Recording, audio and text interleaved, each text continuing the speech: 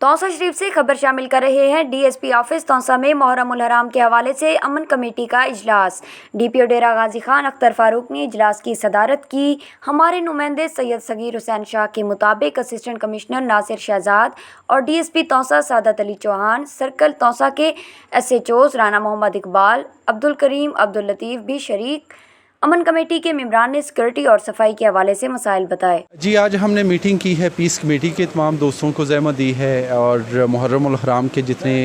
Licence holder थे उनको ज़हमत दी है, ताकि मुहर्रम के रिलेटेड जो इश्यूज़ आते हैं सिक्योरिटी से रिलेटेड,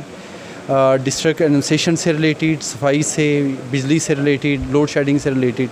उन तमाम को हमने आज सुना है और इंशाल्लाह कोशिश करेंगे कि मुहर्रम के आने से पहले उन तमाम इश्यूज़ को एड्रेस कर सकें। कुछ साथियों ने यहाँ पे कुछ प्रॉब्लम्स जो हैं वो पॉइंट आउट किए हैं। उसमें जो है वो सफाई के इश्यूज़ हैं, जो है वो पैच वर्क है और जो है वो कुछ रोशनी के मसाइल हैं कुछ सड़कों पर। तो इंशाल्लाह जो है आज डेवलपमेंट कमेटी की मीटिंग है, तो जो है ना तो उसमें ये तमाम जो एजेंडा यहाँ पे जो है जो डिस्कस किया गया इंशाल्लाह जो है, तो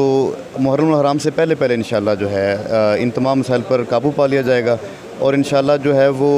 पुलिस के साथ मिलकर जो है इंशाल्लाह हम इस इवेंट को जो है वो सक्सेसफुल बनाएंगे और जो है तमाम रूट्स को जो है वो इंशाल्लाह विज़िट भी करेंगे और उनको जो कमियां हैं उनको इंशाल्लाह दूर करेंगे।